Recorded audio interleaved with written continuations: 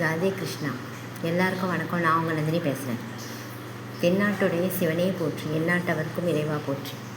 அதாவது நான் நேற்று போட்டிருந்த வீடியோவில் இன்றைக்கி காலையிலே நான் ஷூட் பண்ணி உங்களுக்கு நான் கோவிலை பற்றி சொல்கிறேன்ட்டு போட்டிருந்தேன். எல்லோரும் மன்னிச்சிக்கோங்க, ரொம்ப நேரம் ஆயிடுச்சு. ஏன்னா எங்கள் வீட்டோடைய சூழ்நிலை அப்படி.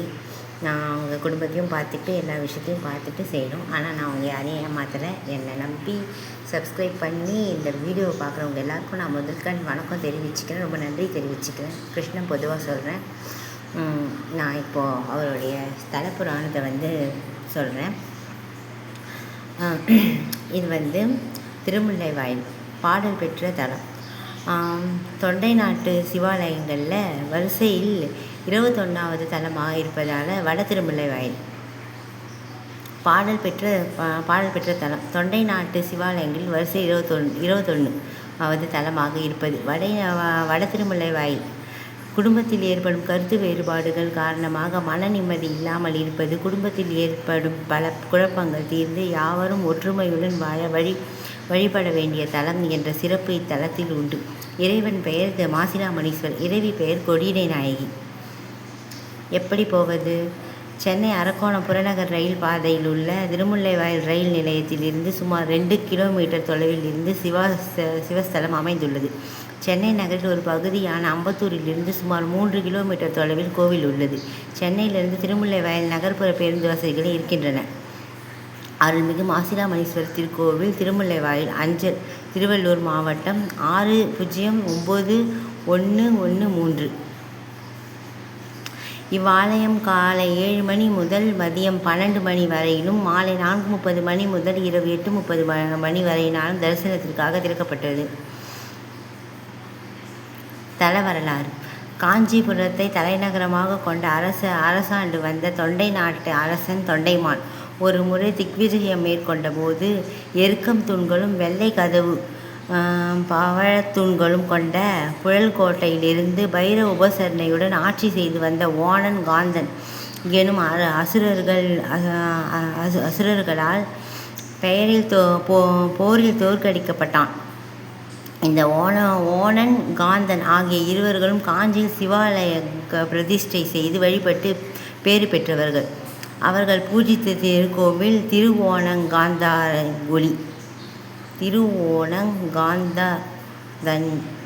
ஆகும். போரில் தோல்வியுற்ற தொண்டைமான் தனது யானையின் மீது மிக மனம் நொந்து திரும்பி வந்து கொண்டிருந்த போது யானையின் கால்கள் முல்லை கொடியில் சுற்றி கொண்டன.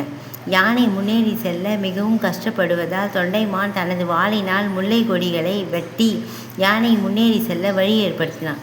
அப்பொழுது வாள்பட்டு முல்லை கொடியில் கீழே இருந்து ரத்தம் வருவதை கண்டான். யானையிலிருந்து கீழே இறங்கி முல்லை கொடியை விலக்கி பார்த்தபோது அங்கு ஒரு சிவலிங்கம் இருப்பதை பார்த்தான். இறைவனை வணங்கி தான் செய்த தவறை பொறுத்து கொள்ளும்படி அவரிடம் வேண்டினான். இறைவன் அவன் முன் தோன்றி அரசனை வாழ்த்தி அவனுக்கு அருளி அவனுக்கு துணையாக நந்தியம் பெருமானையும் போருக்கு அனுப்பினார். அரசன் அசுரர்களுடன் மறுபடியும் போர் செய்து அதில் அவர்களை வெற்றி கொண்டான். தனக்கு உதவி செய்த இறைவனின் அருளை போற்றி சிவபெருமானுக்கு அவ்விடத்தில் ஒரு ஆலயம் எழுப்பினான். அசுரர்களை வென்று அவர்கள் கோட்டையிலிருந்து கொண்டு வந்த 2 வெள்ளெருக்க தூண்களையும் தன் எழுப்பிய சிவாலயத்தில் இறைவன் கருவறை முன்பு பொருத்தினான். அதுவே இந்த மாசிலாமணீஸ்வரர் ஆலயம் என்று தல வரலாறு கூறுகிறது. மூலவர் கருவறை முன்பு அந்த 2 வெள்ளெருக்க தூண்களும் இன்றும் காணலாம். இதுதாங்க தல வரலாறு. அதாவது என்னென்னா, இதில் பைரவர் அவங்க வசப்படுத்தி வச்சுருந்தாங்க. ஆனால் அதை இறைவனும் நந்தி பெருமானும் அந்த பைரவரை வசப்படுத்தின அந்த பைரவரை மீட்டு இந்த இடத்துல காவல் தெய்வமாக பைரவர் இருக்கிறார். நம்மளுக்கு பண்ணுற மந்திரம் மாயம் யாராவது எதிரியால் பண்ணால் அந்த பைரவரை சுற்றி வந்தால் அந்த மந்திரம் மாயம் எல்லாமே போயிடும். ஏன்னா பைரவரை அந்த அசுரன் அவனுங்களுக்கு வசப்படுத்தி வச்சுருந்தானுங்க. ஆனால் நம்ம சிவபெருமான் என்ன பண்ணாருன்னா, அவன் நம்மளுடைய அவதாரமான இருக்கிறவர் இவங்க வசப்படுத்தி வச்சுருக்கானுங்கன்னுட்டுன்னு அவரை மீட்டு இங்கே காவல் தெய்வமாக வச்சுருக்காரு. நந்தி சிவனை பார்த்தபடி இல்லாமல் வெளிப்பக்கம் பார்த்த மாதிரி நந்தி பெருமான் இருப்பார். இந்த நந்தியை 21 முறை 21 உருபாங்களை வச்சு சுற்றி வந்தால் கல்யாண தடை வந்து இருக்கிறவங்க எல்லாருக்குமே போயிடும். சீக்கிரம் வந்து கல்யாணம் வந்து நல்லபடியாக நடக்கும். பாடல் பெற்ற தலம் இது. இன்னொன்று என்ன அப்படின்னா, சித்ரா பௌர்ணமி ரொம்ப விசேஷம். அம்மா இருக்காங்க இல்லையா, கொடியிடை நாயகி, அவங்க வந்து மகாலட்சுமியோட சொரூபம். மேலூர், அப்புறம் வந்து திருவற்றூர், இது வந்து இந்த கடைசி இடம். இச்சாசக்தி, கிரியாசக்தி, ஞானசக்தி அப்படின்ட்டு 3 சக்தி இருக்குது அப்படி இல்லையா. அதனால் முகம் இருக்கிறவங்க வந்து பார்வதியாகவும், மார்பகம் இருக்கிறவங்க வந்து சரஸ்வதியாகவும், இடுப்பு இருக்கிறவங்க லக்ஷ்மியாகவும் இருக்குது. இது வந்து கொடியினை நாயகி. இடுப்பு பகுதி வந்து இந்த மாக்கு அழகு. அதனால் சாயந்தரம் பௌர்ணமி கரெக்டாக வந்து வானத்தில் உச்சிக்கு வந்த உடனே இந்த மாவை வந்து தரிசனம் பண்ணிவிட்டு சித்ரா பௌர்ணமி அதுவும் போனோம்னா ரொம்ப ரொம்ப விசேஷம். இந்த இடத்துல இருக்கிற பைரவர் வந்து ரொம்ப வந்து பிரசித்தி பெற்றவர். வந்து எந்த விதமாக இருந்தாலும் மந்திரமாயம் பண்ணியிருந்தாலும் அது கண்டிப்பாக போயிடும். இன்னொரு சூரிய நாராயணனுக்கு தனி சந்நிதி இருக்குது. தட்சிணாமூர்த்தி உள்ளே இருப்பார். என்ன இங்கே ஒரு விசேஷம் அப்படின்னா, இந்த இடத்துல நவகிரகங்க கிடையாது. நவகிரகம் வந்து இந்த கோவிலில் வந்து கிடையவே கிடையாது. இன்னொரு ஒரு விஷயம் அப்படின்னா, மனசில் வந்து ரொம்ப கஷ்டமும் அடியும் வலியும் வந்துட்டுருக்கிறவங்க இந்த கோவிலுக்கு வந்தால் கண்டிப்பாக சரியாயிடும். ஏன்னா அவரே வெட்டுப்பட்டவர். அவர் இந்த தொண்டைமான் வந்து அழுவும்போது என்ன சொல்லியிருக்கிறார் அப்படின்னா, நான் ஏற்கனவே எனக்கு வந்து மாசிலாமணி தான், நான் என்னுடைய திருநாமம் இங்கே மாசிலாமணின்ட்டு தான் இருக்க போகுது. எனக்கு வந்து மாசு மறு கிடையாது. நீ என்னை வெட்டிட்டன்றதுனால நீ கவலைப்படாத நான் அப்படின்னு சொல்லிட்டு அருள் புரிஞ்சிருக்கிறாரு. அதனால் இறைவனை வந்து இங்கே உடஞ்சிருக்கிறாரு அப்படின்றதுனால 1 வருஷத்துக்கு முன்னே ஃபுல்லாக வந்து சந்தன காப்பில் தான் இருந்துட்டுருப்பார். அந்த வெட்டுப்பட்ட இடத்தை ஒரே ஒரு நாள் மட்டும்தான் இந்த சந்தன கலைஞ்சி ஒரு 3 நாள் அப்படி அந்த சந்தனம் கலைஞ்சி இருந்துகிட்ருக்கோம். திருப்பி வந்து சந்தனம் பன்னீர் எல்லாமே தடவி சிவபெருமானை வந்து சந்தன காப்பு. சித்திரை மாதம் சதய நட்சத்திரத்தில் மட்டுமே இந்த சந்தனம் பழசை நீக்கிட்டு புதுசை வைப்பாங்க.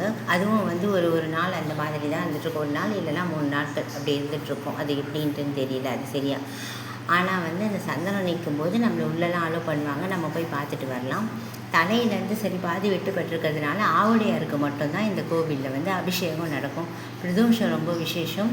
சித்ரா பௌர்ணமி ரொம்ப விசேஷம். தீபத்தன்னைக்கும் கோபுரத்தில் தீபம் ஏற்றுவாங்க. இந்த சிவன் வந்து வெட்டுப்பட்டு இருந்துட்டுருக்கிறாரு அப்படின்றதுனால நம்ம மனசில் இருந்திருக்கிற காயம் எல்லாமே வந்து அவர் சரி பண்ணிடுவார். எந்த வித துஷ்ட சக்தியுமே இருக்காது. பிரகாரம் சுற்றி வரும்போது நம்ம ஏதாவது புழு பூச்சிகளுக்கோ இல்லை ஏதாவது உருது போகிற ஒரு விஷயத்துங்களுக்கு நம்ம ஏதாவது ஒரு தெரிஞ்சோ தெரியாமல் பாவம் பண்ணியிருந்தால் பின்னாடி வந்து பள்ளி உருவம் வந்து கல்வெட்டில் பதிச்சிருக்காங்க.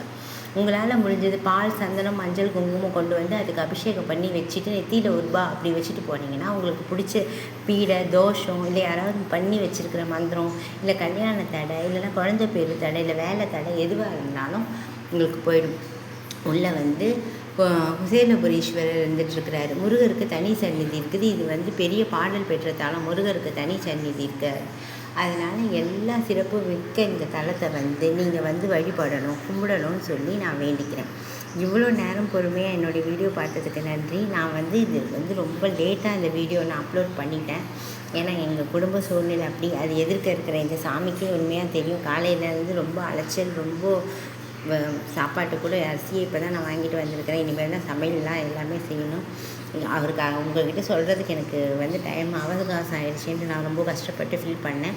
என்னால் முடிஞ்சது நான் அப்லோட் பண்ணியிருக்கேன். நீங்கள் பாருங்கள். கண்டிப்பாக வந்து சிவபெருமானோட அருளை பெறுங்க, அம்மனோட அருளையும் பெறுங்க. கொடியிடை நாயகி கண்டிப்பாக காப்பாற்றுவாங்க. தொண்டைமான் சக்கரவர்த்தியோடைய சிலை உள்ளே இருந்துகிட்ருக்கு. நந்தியை வந்து 21 தடவை சுற்றிட்டு நீங்கள் வந்து 1 ரூபாவை வச்சு 1 ரூபாய் எண்ணிக்கையில் வச்சு சுற்றிட்டு வந்தீங்கன்னா கண்டிப்பாக கல்யாணம் நடக்கும். அவர் வந்து காவல் தெய்வமாக இருந்துகிட்ருக்காரு. சிவனை பார்த்துட்ருக்க மாட்டார், வெளிப்புறத்தை பார்த்துட்ருப்பார். அதனால் கண்டிப்பாக வந்து எல்லாருமே பயன்பெறுங்க. ரொம்ப நன்றி. இந்த வாய்ப்பை எனக்கு ஏற்படுத்தி கொடுத்த எங்கள் அப்பனுக்கு ரொம்ப நன்றி. எனக்கு கால் கொடுத்தவர், எனக்கு வாழ்க்கை கொடுத்தவர், அவருடைய எல்லா நாள்லேயும் எனக்கு சம்மந்தப்பட்டிருக்கு. அவருடைய சத்தியமாக சொல்கிறேன், எல்லாருமே நல்லாயிருக்கும். ஈஸ்வரன் நல்லா வச்சுருப்பார். ரொம்ப நன்றி. வணக்கம்.